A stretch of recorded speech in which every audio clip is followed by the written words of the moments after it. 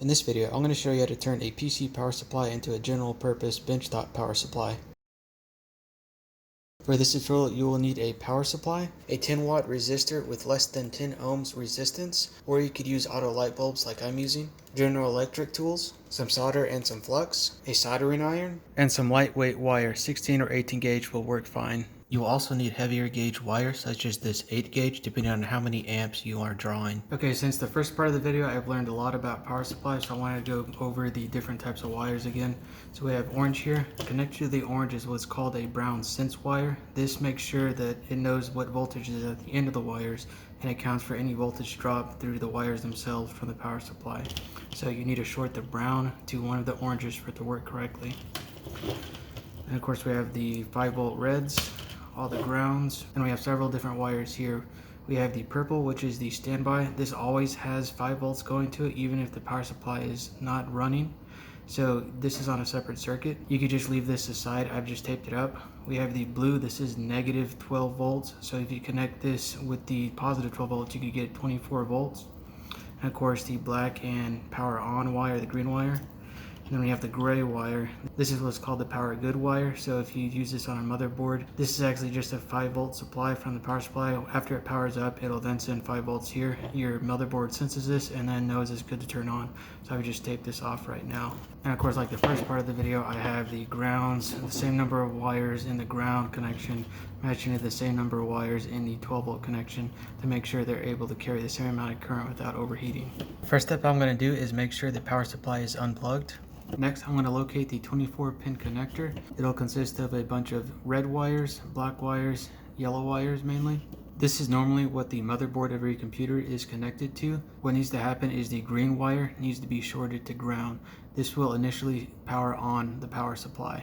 What I'm going to do is strip a length of wire. And I'm just going to stick one in to the green terminal right here. This is the 4th one over. Make sure none of the wires accidentally go into the other connectors. The other end of the wire I'm going to stick into ground, so it could be any of these black wires here. They're actually on each side of the green wire. So I'm going to stick it into the one right next to it. Now that this is shorted, the power supply will turn on temporarily.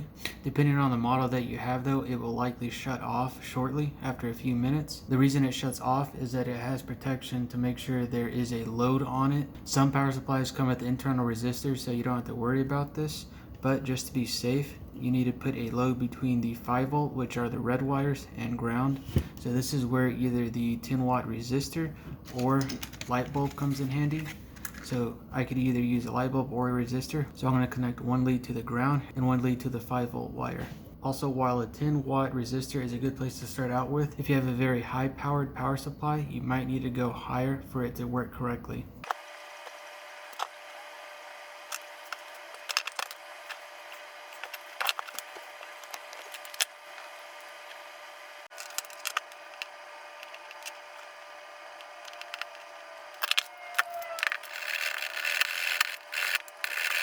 To securely attach it to the bulb, you can wrap it around like this.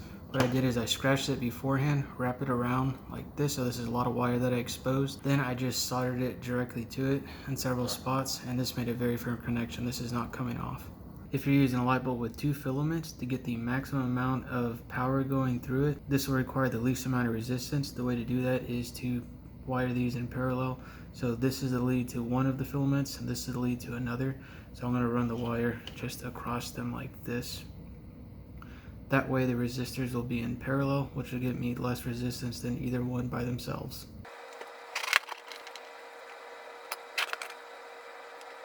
To get this wire to stick, I'm going to put the flux on it and I'm going to pre-tin it with as much solder as I can.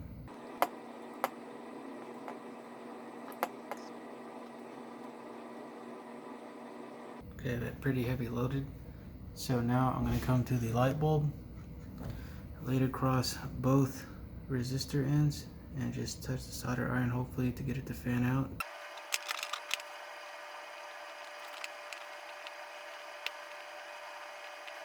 It was able to stick to these connectors much easier than the side of it. So this is a fairly strong connection. You can see it spans both of them, so the resistors are in parallel now. Now I'm just going to stick these across the 5-volt line right here. Any one of these will work.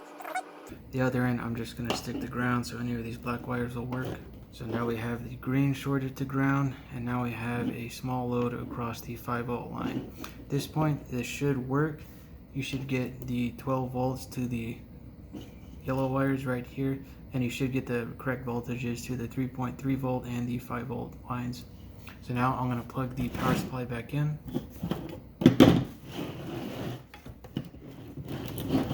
I'm going to make sure the switch is off first, so it's off. I'm going to plug it in. Now I'm going to turn it on with the switch. So the light bulb lit up and the fan turned on. So now I'm just going to let it sit to make sure it does not shut itself off. While I'm letting it sit, I'm going to test the voltage across the different lines. So I'm going to do the 12 volt first, since that's what I really need. So it's these yellow wires right here. So I'm just going to stick it in here and touch it to ground. This one right here. I have 12.42 volts right there. It's a little on the high side for some reason. So I'm going to test the 5 volt now. So it's 4.86. Now I'm going to test the 3 volt, 3.35. So they're all off quite a bit, other than this 3.3 volt, which is pretty close. While that's holding there, I'm going to remove the light bulb real quick to see how it affects the voltage. So it dropped a little bit.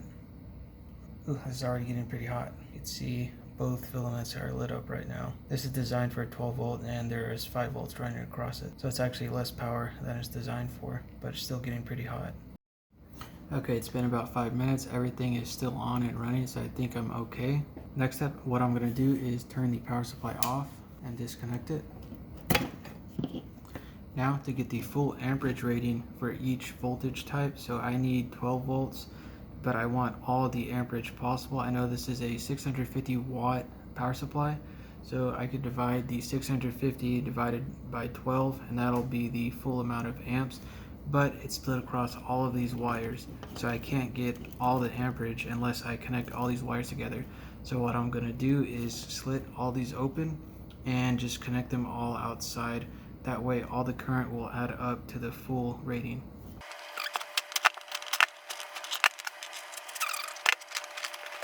To save the clutter, I went ahead and just cut off all of the connectors, so all I have is spare wires right here. So I'm just going to group all the color codes together. So all the yellows to yellow, red to red, orange to orange, black to black. To get the full amount of current going through each different voltage, you will have to ground all the grounds together. Otherwise, they'll be the bottleneck and you won't get the correct amount of current without overheating these wires.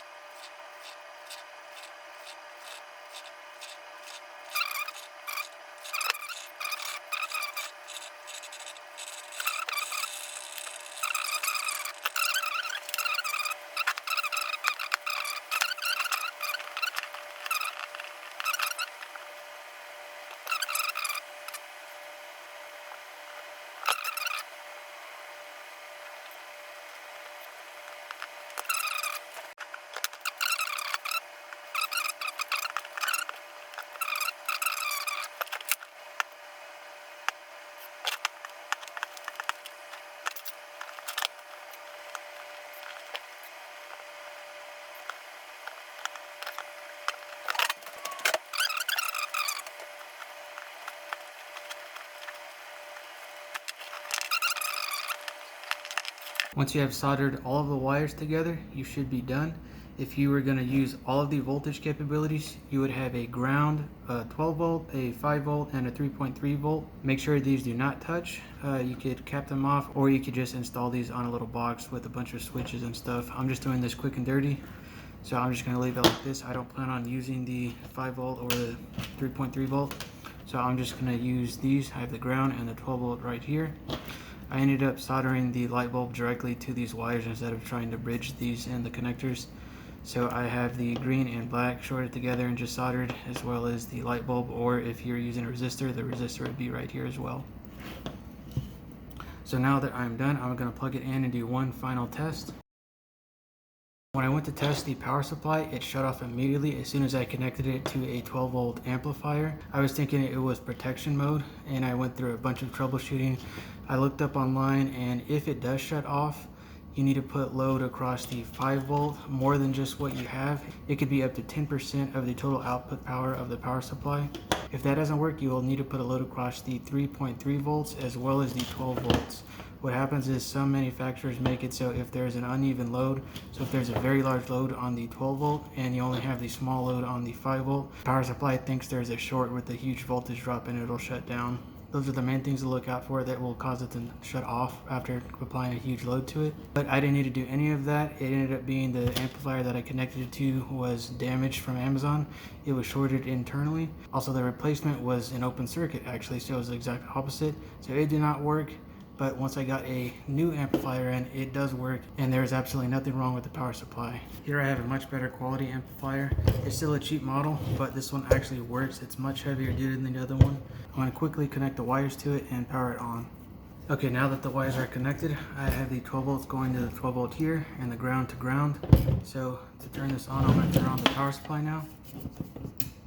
You can see it's turning on. Now to turn on the amplifier, I have to turn the remote on, so all I'm going to do is short the 12 volt to the remote on screw right here. I'm just going to hold it here. This is very low current, so it's safe. You can see the bulb's still on, the power supply is still running. And here's the power on bulb right here.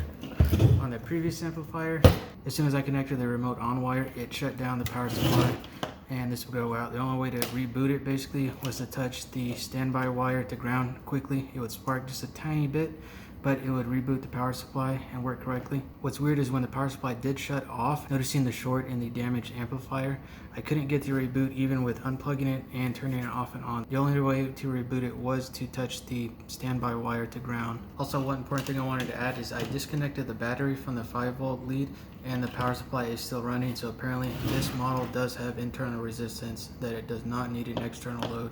For reference, this is the Corsair VS650. I think they make even more powerful power supplies in the VS series, but this is a great power supply because it's relatively cheap. This is only around $60 brand new from Amazon, and at 12 volts it'll provide up to 50 amps or so. I think it was 52 to be exact. But this is more than I'll ever need for pretty much anything that I'll be testing with or running. And that is how to convert a computer power supply unit to a benchtop power supply unit. If this video was helpful, please like and subscribe.